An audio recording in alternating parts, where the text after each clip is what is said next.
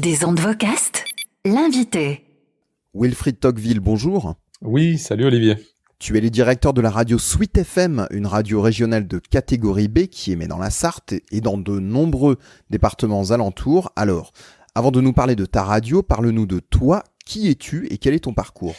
Alors moi, je suis vraiment un enfant de la radio, passionné de radio depuis toujours, hein, quasiment. Franchement, j'ai été picousé tout jeune. J'écoutais la radio tout gamin avec mon Walkman et dès tout gamin, je voulais faire ce métier-là. Bon, j'y suis arrivé. Donc j'étais à Bordeaux en fait. Hein. J'ai commencé la radio à Bordeaux, d'abord dans des radios associatives.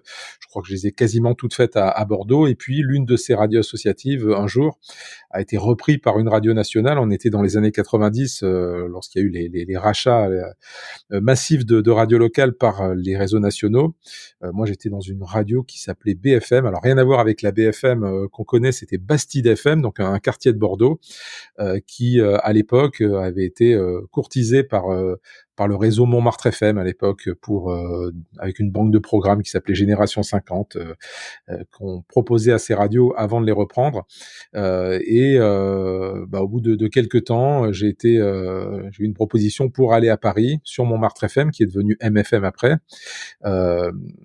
et voilà, j'ai fait mon parcours, mon début de parcours comme ça. À MFM, j'ai rencontré mon associé actuel, qui lui, Émilien Bordery, était journaliste. Il m'a dit, voilà, écoute, moi, la radio où j'ai commencé à la Ferté-Bernard, à côté du Mans, le gars qui s'en occupe a envie de la vendre. Est-ce qu'on n'irait pas ensemble ? Moi, je m'occuperai de l'info, toi de l'antenne. Et puis, on a trouvé un troisième camarade pour s'occuper de la technique. Et c'est comme ça qu'on a repris la radio de la Ferté-Bernard à l'époque, qui est devenue Sweet FM ensuite. Alors, quand tu reprends Sweet FM avec tes deux associés, qu'est-ce que vous avez en tête ? C'est une toute petite radio à l'époque, ça s'appelle Radio Valduin. Qu'est-ce que vous avez en tête ? Quel est le projet que vous avez derrière ? Alors, le projet, il était un peu fou, et d'ailleurs, tout le monde nous a pris pour des fous. Il y avait quelques mois, quelques années qui étaient passées depuis qu'on avait émis cette idée de reprendre cette radio. Moi, j'étais toujours à MFM, j'étais animateur et programmateur musical. Mon associé, lui, était journaliste en journée sur Europe 1. Le troisième, larron de la bande, était directeur technique de Nova. Il y avait Laure qui travaille avec moi, qui elle était comptable dans une entreprise de communication. Et quand on a dit qu'on allait quitter Paris pour reprendre une radio à la Ferté-Bernard avec 500 auditeurs jour, c'est vrai qu'on nous a pris un peu pour des fous, mais on avait cette envie-là, on n'a pas fait d'études de marché véritablement, mais on a vu qu'il y avait un vrai potentiel sur ce territoire-là, et on a pris le risque d'y aller, de faire une radio locale. Donc en fait, on a utilisé des méthodes qu'on a appris en radio parisienne pour les appliquer localement avec du programme local. Et c'est ça qui a fait que ça a commencé à fonctionner. Ça, c'était dans les années 2000. Il y a eu le plan FM 2006 qui a permis d'obtenir beaucoup de fréquences puisque le CSA a cru en notre projet. Et c'est comme ça que Sweet FM a grandi.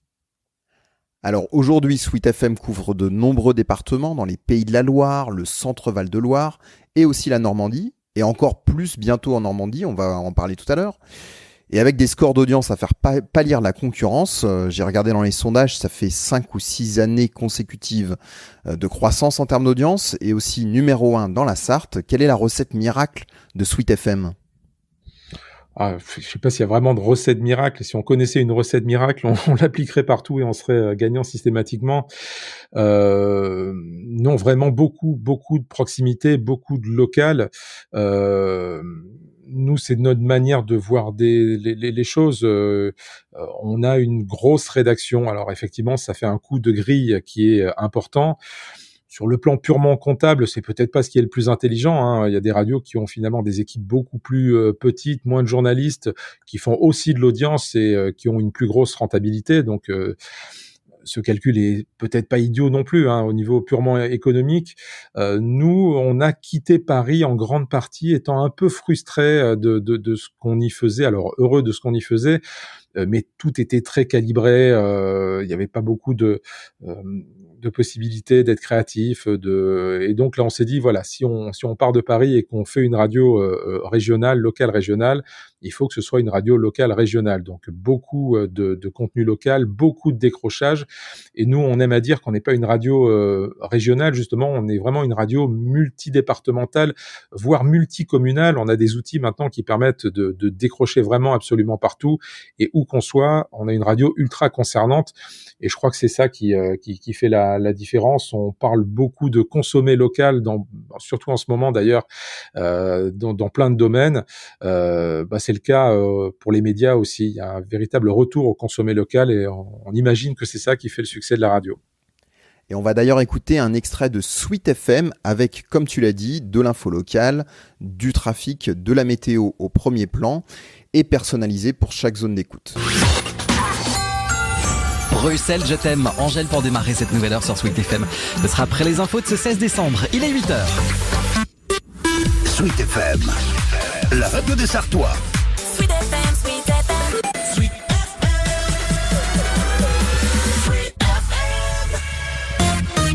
Sweet FM Info. Bonjour, face à la hausse du nombre de cas de Covid-19 en France, un nouveau conseil de défense organisé demain. Retour sur la mobilisation des acteurs de la justice. Hier, vous entendrez la procureure de la République du Mans. Et il sera toujours difficile d'apercevoir le soleil. Un voile nuageux l'empêchera de briller. Noéline Garon. Un énième conseil de défense sanitaire demain face à la flambée des indicateurs de... Alors Wilfried, tu l'as dit, tu as toujours misé sur l'information locale et sur la créativité depuis les tout débuts de Sweet FM. Pourquoi est-ce si important sur un territoire comme celui de Sweet, donc en particulier sur ce territoire ? Nous, on est vraiment sur un territoire rural, majoritairement rural. Alors après, tout dépend d'où on se place. L'habitant du Mans pensera qu'il est dans une grande ville, une ville moyenne. Vu de Paris, Le Mans, on est bien conscient que c'est un peu perçu comme étant la campagne. Quoi qu'il en soit, les préoccupations ne sont pas les mêmes, le quotidien n'est pas le même. Si on veut être concernant, il faut vraiment parler aux gens d'ici, de ce qui se passe ici. Alors pas exclusivement d'ailleurs, hein. Nous, en termes d'information, par exemple, on a une ligne éditoriale qui est vraiment très ouverte. On ne se dit à aucun moment on est une radio locale, on ne parle que du local. Non, on se met à la place de l'auditeur. Si l'information la plus importante du jour, c'est une info nationale, voire internationale, sans aucun souci, on ouvrira un flash avec. Si c'est l'actualité locale, eh bien on ouvrira avec du local. Mais en tout cas, on fait beaucoup de local. Et à vrai dire, nous, ce qu'on applique, c'est on n'a rien inventé, à vrai dire, hein. On fait un peu ce qui se fait dans la PQR depuis longtemps, où quand on ouvre son journal local, on a des pages nationales, des pages régionales, des pages locales, micro-locales, et même des pages où on voit vraiment ce qui se passe dans la commune, ou la photo du fiston qui a participé à un match de foot le dimanche. Nous, c'est exactement ça. On a une grille qui permet d'avoir de l'actualité nationale, régionale et vraiment ultra locale. Et pour nous, c'est très très important d'avoir cette information-là, parce que celle-ci, elle n'existe pas ailleurs. La musique, même si elle est très importante, existe ailleurs. L'information nationale existe aussi ailleurs. Cette info micro ultra locale n'existe pas ailleurs. Donc on vient la chercher. On ne vient pas chercher qu'elle. On vient aussi chercher l'info nationale. Mais si on propose le tout, l'auditeur n'a aucune raison finalement d'aller voir ailleurs. Et dans la Sarthe, notamment, ça paye. Sweet FM est numéro 1 dans la Sarthe, toutes radios confondues, c'est-à-dire devant toutes les radios, y compris les généralistes, les radios de Radio France, etc. Bref, toutes les radios. Alors, comme tu as dit aussi que ça engendre des coups de grille assez importants et avec une très importante rédaction, Sweet FM a aussi été remarqué il y a pas mal d'années pour être une des premières radios à faire un morning en voice track. Je crois qu'à l'époque c'était avec Maxillaire, alors que le morning, normalement, c'est disons l'émission la plus importante. Est-ce que c'était un sacrifice nécessaire pour justement tout investir ou disons renforcer fortement l'information locale ? Alors nous, on n'a absolument aucun complexe là-dessus, de par la finalité de la chose. Dans un monde idéal, on aurait une grille 100% en direct, animation et info, avec une grosse rédaction, avec Dans un monde idéal, oui, si ce n'est qu'on sait bien que économiquement c'est pas possible et il faut prioriser les choses et nous on priorise sur le local. Donc avoir des animateurs qui sont en voice track, alors pas spécifiquement des animateurs extérieurs d'ailleurs, hein, on a beaucoup d'animateurs intégrés qui sont ici dans les locaux qui font du voice track aussi. Ça nous dérange absolument pas dès lors que c'est pour économiser entre guillemets pour pouvoir investir dans du vrai contenu local fait par des journalistes. Donc c'est pour ça qu'on a finalement assez peu d'animateurs, mais pour beaucoup de journalistes. Et c'est vrai que le divertissement, ça ne nous dérange vraiment pas qu'il soit fait en voice track. Si ensuite en direct, on peut avoir de l'info décrochée. Et qui dit info décrochée dit qu'il faut beaucoup de monde et il faut financer cette grille-là. Donc c'est vraiment un parti pris totalement assumé. Et pour l'instant, les audiences effectivement nous donnent à peu près raison. Et sur Sweet FM, ce n'est pas que du top 40 toute la journée, parce qu'il y a aussi des émissions thématiques, comme La Dernière Heure, qui une fois par semaine fait découvrir les artistes locaux de la région. On écoute tout de suite un extrait. Jusqu'à minuit, c'est la dernière heure. Sweet FM.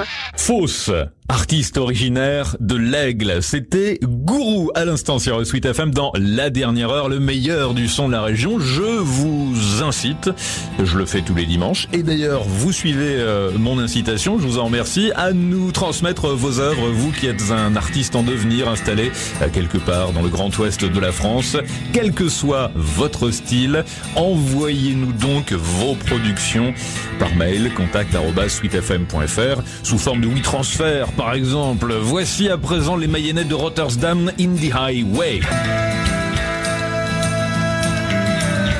Alors, quel est l'intérêt pour Sweet FM d'avoir une émission comme La Dernière Heure avec des nouveaux artistes de la région ?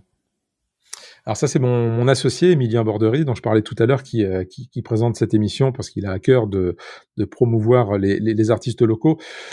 Ça nous semblait être un peu évident, et puis un peu à contre-courant en fait. Alors c'est pas une généralité, hein. Il y a beaucoup de radios de catégorie B qui font ce job-là aussi, mais finalement c'est souvent plutôt les radios associatives qui mènent cette mission de promouvoir les artistes locaux, ou les radios de catégorie B, et c'est logique, enfin B, C et D sont plus en recherche d'audience pour leur survie, donc sont plus enclins à diffuser de la musique plus commerciale, et il y a souvent des fins de non-recevoir données aux artistes locaux. Nous, on trouvait ça un peu dommage. Alors, on a quand même une programmation très très commerciale en journée, parce que pour les raisons que j'ai évoquées, mais on voulait quand même avoir cet écrin pour ne pas dire non aux artistes locaux, parce que les radios, et surtout les radios qui font de l'audience, sont très sollicitées, et dire à un artiste, bah écoutez, non, parce qu'on ne diffuse que des tubes, ça nous semblait un peu court, et puis voilà, on avait l'impression de pas faire le job tout simplement. Donc on a fait une émission le week-end qui permet de promouvoir les artistes, les groupes locaux. Ils nous envoient leur production, on les reçoit parfois ici pour des showcases, des interviews, et finalement voilà, on contribue un peu à l'essor de la scène locale. C'est le moins qu'on puisse faire, je pense, pour voilà, en tant que radio locale et régionale. Alors, on a aussi beaucoup entendu parler de Sweet FM récemment, parce qu'elle a déménagé ses studios en plein centre-ville du Mans, alors que bon nombre de radios de sa catégorie restent davantage dans des zones industrielles, des zones d'activité. Ça leur permet d'avoir des grands studios à des coûts maîtrisés. Pourquoi était ça important, cette présence au cœur du Mans pour Sweet FM ? Est-ce que tu y as déjà vu des bénéfices en termes de visibilité, alors auprès de tes auditeurs bien sûr, mais aussi j'imagine auprès de tes annonceurs ? Alors c'est très récent, hein. Nous on a intégré ces nouveaux studios là au mois de juillet-août, donc finalement on les découvre un petit peu, et on les a pas encore complètement utilisés. On a fait 2-3 interviews, on commence vraiment à apprivoiser ces studios, mais c'est vraiment très récent, donc on n'a pas un énorme recul. À vrai dire, en radio, autant voire plus que dans d'autres domaines, l'habit ne fait pas le moine, hein. On peut très bien être effectivement dans une zone industrielle ou dans une petite ville et émettre sur des régions entières, hein. On connaît des exemples de radios régionales pour lesquelles c'est le cas, et ça fonctionne très bien. Donc pour l'audience, entre nous, à mon avis, ça change pas grand-chose. En tout cas, c'est pas vraiment significatif. Par contre, en termes d'image, c'est intéressant et surtout en termes de confort pour les gens qui travaillent à la radio, parce qu'on sait très bien qu'on exerce des métiers de passion où on y passe beaucoup de temps. On a même tendance à y passer plus de temps que chez soi. Donc, autant que ce soit agréable. Et là où on était avant, on était effectivement dans une zone, alors pas industrielle, mais une zone d'activité. Et quand on sortait le midi, il y avait franchement pas grand-chose à faire, hein. Un petit resto pas loin, mais voilà, pas la possibilité de sortir, de se changer les idées, d'aller faire les boutiques, d'aller faire les restos. En fait, franchement, c'est plus un confort pour les gens qui travaillent à la radio, qui sont investis depuis longtemps, qui se donnent beaucoup. Et c'était voilà, c'était normal d'avoir un cadre de travail dans la radio beaucoup plus sympa, et puis de pouvoir être en cœur de ville. Et puis effectivement, au niveau des artistes qu'on reçoit, notamment, on est plus proche de la gare. Lorsqu'ils viennent ici, on est face à la cathédrale, on a un joli cadre à leur offrir.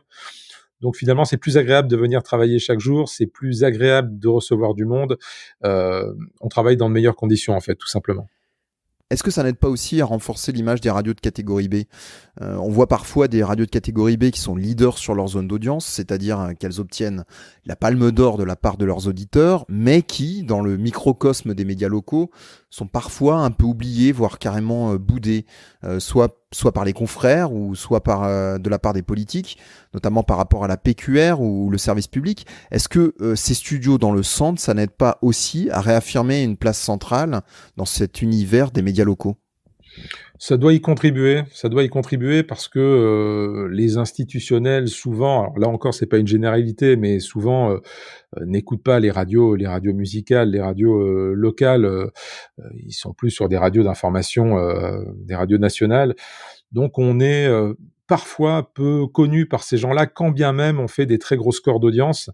C'est pas le cas de tous, hein. Certains se renseignent et savent très bien qu'on parle à leurs administrés au quotidien, mais il n'empêche que ça existe. Et c'est vrai que le fait d'avoir des beaux studios, de les accueillir plus facilement, d'être plus facilement visible, oui, ça doit y contribuer. Nous, effectivement, on a souffert au début, alors que la radio était déjà très écoutée, d'une sorte de voilà, t'es un peu catégorisé dans les vieux poncifs, hein, de radio qui fait pas de la vraie info, qui pompe la PQR. Enfin, je pense que toutes les radios de catégorie B et même de catégorie A ou de catégorie C ont souffert de ce genre d'a priori.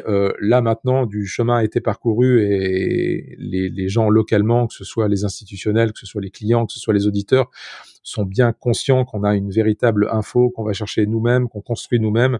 Donc ça doit être un plus, c'est un mieux, mais je pense que la réputation est déjà faite maintenant. D'accord. Alors, le Covid a affecté forcément le chiffre d'affaires des radios, mais même avant cette crise, on parlait d'un certain déclin des commerces de proximité dans les villes moyennes. Récemment, RTL2 a fermé sa locale au Mans, qu'elle avait ouverte il y a seulement quelques années, et c'est au tour de Virgin Radio de vouloir lui emboîter le pas. Quel est l'état du marché local en ce moment ? Ça se porte franchement pas trop. Alors moi, je suis un éternel optimiste, mais franchement, ça va. Alors hors période compliquée, et là, ça a été le cas là sur ces derniers mois où ça allait à nouveau à peu près bien. On a retrouvé un marché qui est à peu près équivalent à ce qu'on avait avant, donc ça se passe bien. Alors oui, effectivement, on a souffert de toute cette période de Covid, de tous ces confinements successifs. Donc oui, quand les radios de catégorie B, notamment le CIRTI, disent on a beaucoup souffert. Oui, on a beaucoup souffert et ça a été très compliqué. Il n'empêche que la crainte qu'on avait que ça ne reprenne pas, là, nous, ici, en tout cas localement, on ne l'a pas, ça fonctionne plutôt bien. Maintenant, on a toujours cette épée de Damoclès de se dire si ça confine à nouveau, s'il y a des incertitudes de la part du tissu économique local, qu'est-ce qui va se passer? Alors, ce qu'on a pu constater, c'est que les gens s'engagent moins sur le long terme. On avait avant beaucoup de contrats annuels avec nos annonceurs. On en a moins, les annonceurs communiquent, mais communiquent peut-être au coup par coup. Donc au final, ça revient au même. C'est moins sécurisant, effectivement, mais globalement, ça va. On est très attentif, mais c'est moins pire qu'on pouvait l'imaginer. Alors, concernant ta diffusion, Sweet FM se déploie aussi sur le DAB+, dans de nouvelles zones. En quoi cela va aider à faire grandir ta radio? Où se situe le DAB+ dans la stratégie de croissance de ta radio? Alors nous déjà dans la stratégie de croissance, elle a toujours été de candidater, sur des territoires qui sont cohérents éditorialement et toute nouvelle zone obtenue légitime, la suivante géographiquement. Donc nous on a toujours, réagi un peu comme ça, d'autant qu'on décroche systématiquement, lorsqu'on obtient des nouvelles zones, donc finalement c'est une nouvelle radio qui arrive. Le DAB, nous, on y croit. Alors, bien malin celui qui peut avoir des certitudes sur comment ça va fonctionner, quand ça va fonctionner, à quel point ça va fonctionner. Mais là encore, je pense qu'il faut être optimiste là-dessus. Et puis, je vois pas franchement de raison de ne pas tenter le coup lorsqu'on est une radio commerciale. Alors, il y a le problème de la double diffusion, c'est vrai, mais la diffusion de la radio en DAB en tant que telle coûte beaucoup moins cher que la diffusion de la FM. Et il suffit d'un ou deux contrats annuels dont je parlais précédemment sur une zone pour financer une diffusion en DAB. Donc, alors oui, peut-être à perte dans un premier temps, mais il faut y croire. Enfin, là encore, je peux me tromper, hein. On espère ne pas se tromper. Tous celles et ceux qui sont moteurs du DAB depuis le début, y croient, sans certitude, mais y croient. Et nous, on est un peu là-dessus. Et c'est vrai que ça nous permet d'accéder à des territoires auxquels on n'aurait même pas imaginé pouvoir accéder. Là, ce sont tout de suite des grosses villes, des grosses agglomérations. Et en FM, ça aurait été extrêmement compliqué. On a obtenu récemment Orléans, Tours, Poitiers, Angers. Voilà, on a aussi candidaté récemment sur Tours en FM, on a été et conduit, donc on n'a pas obtenu la fréquence. Idem sur d'autres zones. En DAB, on peut le faire. Donc voilà, on attend qu'à faire nos preuves. Et sur Rouen, où on est déjà depuis quelque temps en DAB, on a même investi dans du programme local, dans un journaliste qui est basé sur place, alors qu'on sait que l'audience n'est pas mirobolante dans un premier temps, mais en tout cas, on se donne les moyens de faire en sorte que la mayonnaise prenne, en espérant qu'elle prenne réellement.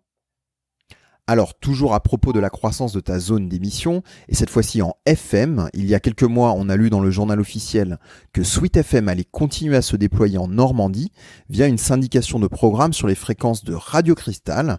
Radio Cristal, c'est la propriété de SIPA Ouest France, aussi propriétaire de It West. Alors, c'est une nouvelle qui a surpris beaucoup de personnes. On parlait depuis longtemps d'une éventuelle syndication de Radio Cristal avec It West, justement. Et au final, c'est Sweet FM qui, du coup, va reprendre les fréquences de Cristal. Est-ce que tu peux nous en dire un peu plus sur ce deal? Est-ce la victoire d'un petit sur un grand? Quels sont les contours de ce partenariat? Alors non, c'est pas la victoire du petit sur le grand, c'est la victoire, on l'espère en tout cas, à terme, du petit et du grand. Non, très honnêtement, c'est vraiment un deal, comme tu le dis, le terme est tout à fait correct. Sweet FM n'a pas racheté Cristal, c'est vraiment un deal de syndication de programme. Voilà, on a discuté. Le groupe SIPA Ouest France nous connaît bien puisque ils ont une régie publicitaire qui s'appelle Régie Radio Région, qui est régie de Sweet FM depuis déjà de très nombreuses années, depuis plus de 10 ans. Donc ils savent très bien quelles sont nos performances, ce qu'on fait. Et cette radio-là, qui est un peu loin de leur base, en discutant, on s'est dit pourquoi on tenterait pas ça, Sweet FM étant déjà implanté sur une partie de la basse Normandie, mais pas sur la haute Normandie et pas sur le Calvados en basse Normandie. Pourquoi ne pas tenter une aventure commune? Donc il n'y a pas de rachat, c'est vraiment un partenariat, on l'espère gagnant-gagnant. Le groupe SIPA Ouest France reste propriétaire de ses fréquences et majoritaire dans sa société, nous aussi, pour Sweet FM, et on va faire cette aventure. Alors, assez inhabituelle, c'est vrai, hein, les syndications de programmes qu'on voit habituellement, c'est un rachat de radio et on y met une marque qui existe déjà. Là, on a même demandé la syndication avant même de discuter de toute autre chose.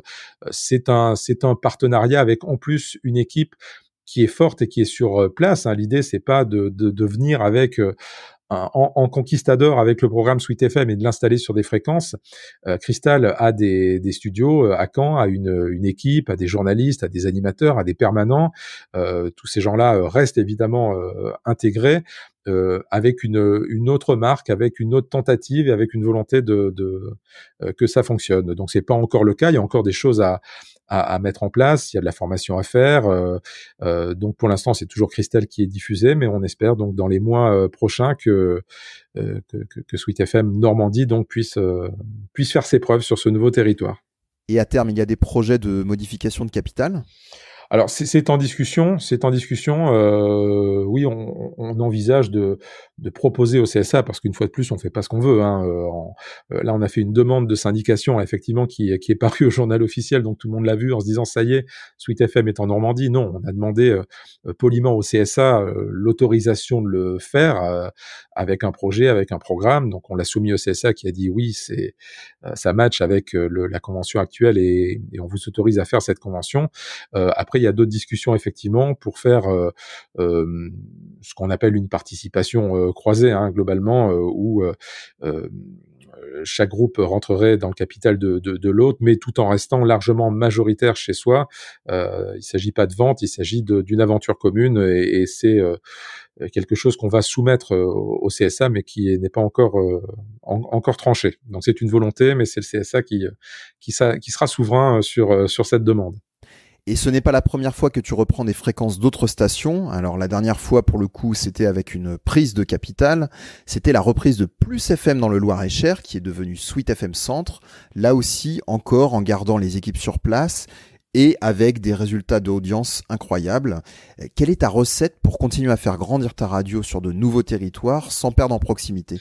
Alors ça, Sweet FM Centre, donc la reprise de Plus FM, là, ça a été pour nous un véritable laboratoire, une véritable expérimentation. Alors même si on y allait avec une volonté, avec la certitude de vouloir bien faire les choses, mais c'était quelque chose de nouveau, hein. Nous, on n'était pas spécialement connus comme racheteurs de radio ou finalement on n'était pas identifié comme ça en tout cas.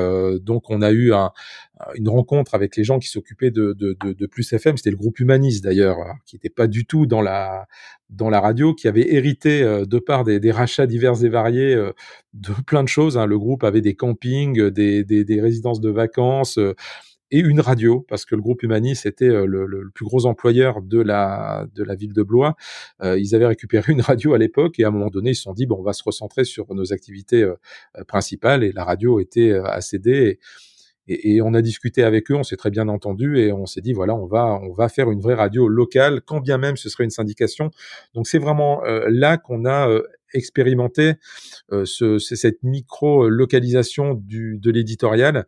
Et c'est vrai qu'on en est très satisfait, puisque la radio, on l'a reprise, elle faisait 2,7 points de mémoire. On est maintenant à quasiment 10 points, 9,8 je crois, d'audience cumulée sur le département. Donc là, c'est une vraie satisfaction. Et surtout, ça nous a conforté sur le fait de nous lancer dans de nouvelles aventures. Et là, le partenariat qu'on fait avec les équipes de Cristal, finalement, c'est un peu ça. On aurait peut-être hésité si on n'avait pas eu cette expérience gagnante, parce qu'on sait que là, ça a fonctionné. Alors, ça ne veut pas dire que ça fonctionnera forcément ailleurs. On est toujours très humble, hein, là-dessus. On n'est jamais victorieux a priori. On l'est ensuite une fois que le travail est fait, mais on se dit que la recette là a fonctionné avec un programme syndiqué, mais avec tout qui est décroché. Les infos dans le Loir-et-Cher, hein, sur ces fréquences-là sont faites localement de 4h du matin jusqu'à 19h, 7 jours sur 7. Il y a absolument rien de commun, que ce soit l'info, les météos, l'info trafic, l'info pratique, même les jingles sont différents du matin jusqu'au soir. Donc c'est vraiment une radio complètement décrochée, et c'est cet exemple-là qu'on veut reproduire si on en a la possibilité. Wilfried, dernière question. Quels sont pour toi les grands défis de la radio de proximité, des radios comme Sweet FM, dans les 5 à 10 années à venir ? Alors, écoute, c'est difficile de répondre toujours à cette question, hein. Je suis ni voyant, ni médium, ni marabout, donc connaître la recette miracle, c'est difficile. Par contre, les défis, c'est cette constance, en tout cas, que nous, on a sur le programme vraiment très local, hein. Alors, j'ai bien conscience, hein, en tant que radio locale, d'enfoncer un peu des portes ouvertes en disant ça, mais on a vu beaucoup de régionalisation. Tu parlais tout à l'heure de ce qui se passe avec certains groupes, avec des radios de catégorie C qui veulent pas forcément fermé d'ailleurs, moi c'est pas ce que j'ai compris, mais plutôt ultra régionalisé plutôt que localisé.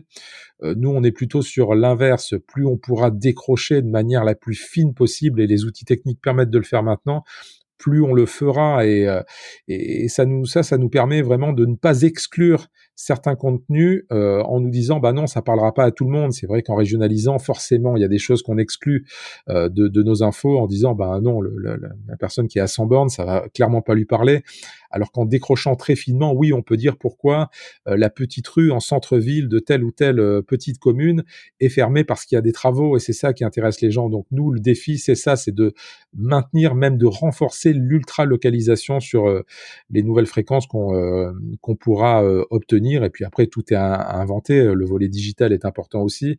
Et il y a certainement des choses à inventer qu'on ne connaît même pas à l'heure actuelle, puisque tout évolue très vite. Mais en tout cas, rester aware, comme dirait Jean-Claude, tout en maintenant l'ADN qui est l'ultra local. Wilfried Tocqueville, merci. Merci à toi, Olivier. À très bientôt. Des ondes Vocast.